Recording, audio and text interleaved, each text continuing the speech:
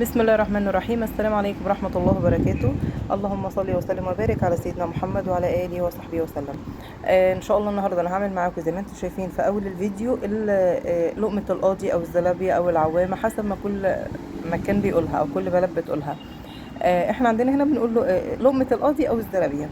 انا بعملها بالطريقه دي مضمونه جدا جدا جدا، وعلى طول بعملها، ونادرا نادرا نادرا لو انا جبتها من بره اصلا، لكن انا بحب اعملها في البيت جدا وبشهاده والله اللي حواليا بعملها ممتازه، وبتبقى مدوره كده بالظبط، ما فيهاش بقى ديول طالعه وكائنات فضائيه غريبه كده.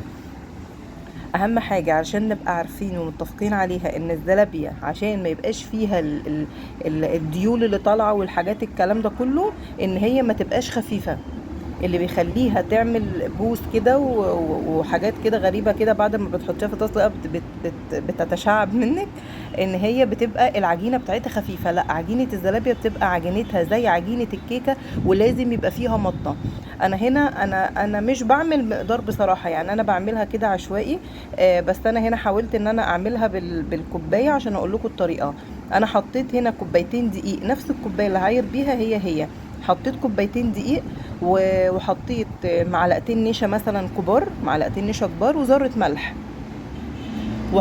انا حطيت عشان انا ضامنه الخميره بتاعتي، حطيت الخميره كمان على الدقيق، الخميره ومعلقتين سكر.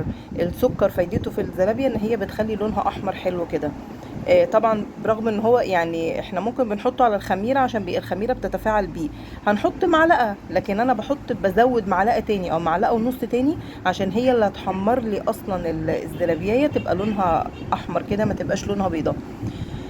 خلاص، انا كده حطينا كوبايتين دقيق، حطيت عليهم كوبايه ميه، وطبعا على الدقيق المواد الجافه كلها اللي هي ذره بيكنج باودر يعني على طرف المعلقه، معلقه الصغيره بتاعت الشاي، ذره بيكنج باودر، وحطيت كوبايتين الدقيق، ذره بيكنج باودر، مثلا كيس الخميره، ذره الملح، السكر، كل ده على بعضه. بعد كده حطيت عليه كوبايه ميه دافيه، واحتاجت معايا الدقيق بتاع ربع كوبايه ميه تاني، بحيث ان العجينه انا عايزاها تبقى تقيله زي عجينه الكيكه كده. بس اهم حاجه نعمل لها عرق، اللي هو العرق هنعمله زي ما انتوا شفتوا كده، ان احنا نرب فيها. نرب اللي هو ايه، يعني نضرب العجينه، يعني نطلع بالعجينه بصابعنا ونضربها تاني في الطبق، بحيث ان انا زي ما انا وريتكم في اول الفيديو ان لازم تشدي العجينه كده تلاقيها مطه بتمط معاكي.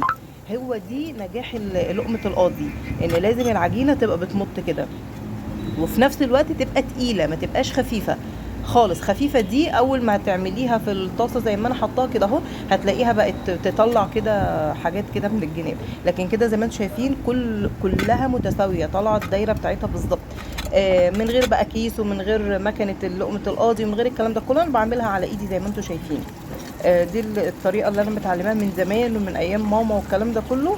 اما كانت ماما بتعملها لنا، ربنا يديها طول العمر يا رب، لما كانت بتعملها لنا زمان كنت بتعملها لنا بايديها كده، فانا متعوده على الطريقه دي، وانا بصراحه حباها، مش حابه ان انا اغير اي طرق تانية. انا كنت حاطه طبق بس بغير بحط فيه ميه، اللي عايز يحط زيت تمام، انا بحط طبق احط فيه ميه، بحيث ان انا ايه اما الاقيها بتعجن بتلزق في ايدي، بحط المعلقه ايه في الميه، وابدا اخد تاني ايه، احط في الطاسه زي ما انتم شايفين كده. انا طبعا بعد ما ضربتها وربيتها زي ما انا قلت لكم، سبتها تخمر خالص. بعد ما خمرت بقى قلبتها هبطتها، وبدات ان انا اعملها كده زي ما انتم شايفين بايدي كده، وبحط في الطاسه على طول. ما شاء الله كانت حلوه جدا جدا جدا، وكانت من نصيب حد ما كانش في بالي خالص ان هو ياكل منها، وبالف هنا وشفا يا رب. كان طبعا ابو حمزه هو اللي طالبها. انا بعد ما عملت دي طبعا خلصت كوبايتين الدقيق ما كفوش، عملت انا تاني مقدار تاني يوم تقريبا او تالت يوم. بس والعسل طبعا انا كنت عاملاه، يعني انا كنت عامله العسل كوبايه سكر عليها كوبايه ميه، عشان عسل لقمه القاضي لازم بيبقى تقيل شويه.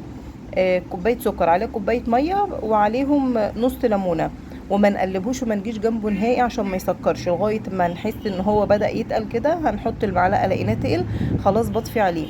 وبعد لما بطفي عليه بروح حاطه عليه سنه فانيليا، لا سواء بودر او سواء سايله. حطي مثلا حبه صغيرين كده، هو بيعملوا ريحه حلوه قوي قوي قوي، وقلبيه.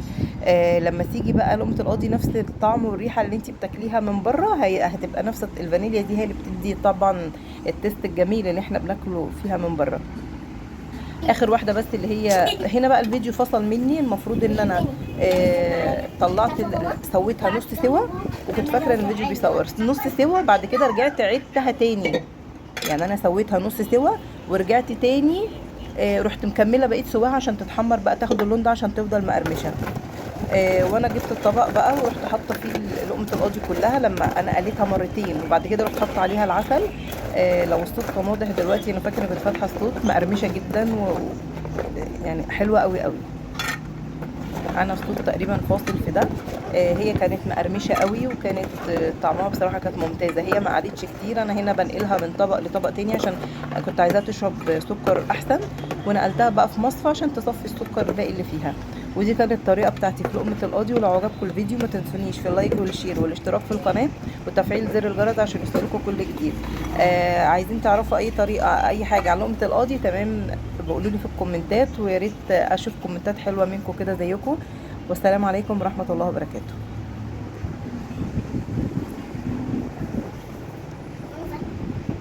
بيلعب. انا عايز واحده من دي. خد. دي بدي. بصي بدي